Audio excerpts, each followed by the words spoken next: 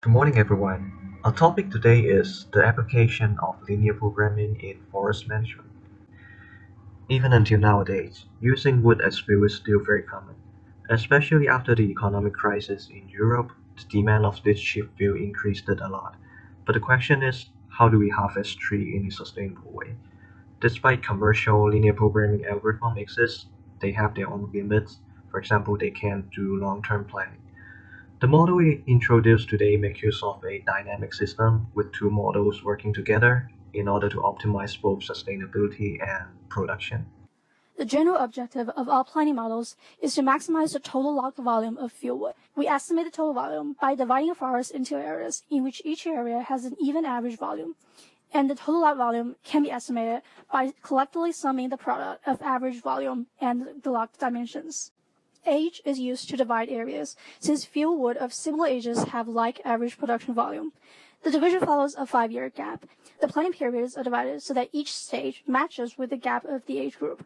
Transition from the current time stage to the next time stage represents that the entire forest has grown 5 years.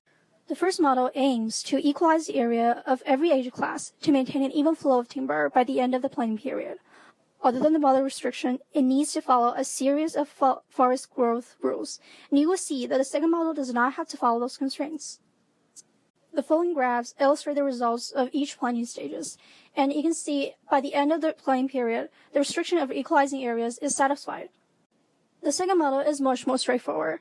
It aims only to log mature and over-mature fieldwood. And the difference is that the first model does not have a clear guideline of how much areas to log, so we need to simulate the forest growth by having those constraints. But the second model does not have to follow those constraints. In conclusion, for both models, the objective function maximizes fieldwood production.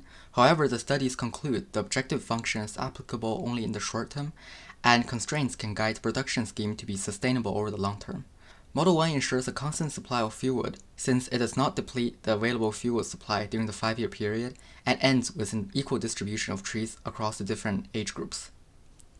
Model 2 maximizes the production by selectively logging mature trees which have no growth potential. However, production is skewed towards the beginning when mature trees are initially logged and diminishes as less mature trees are available, and to zero output for the 4th and 5th year. Thus, a good compromise between the two schemes might be a focus on mature trees without depleting them. The studies interestingly show that optimization is more than just the objective function, and long-term sustainable production requires the manipulation of constraints while sacrificing short-term maximization. The study's methods can be applied to other economic activities focusing on natural resources, such as crop management and ocean fishing. Thank you for watching.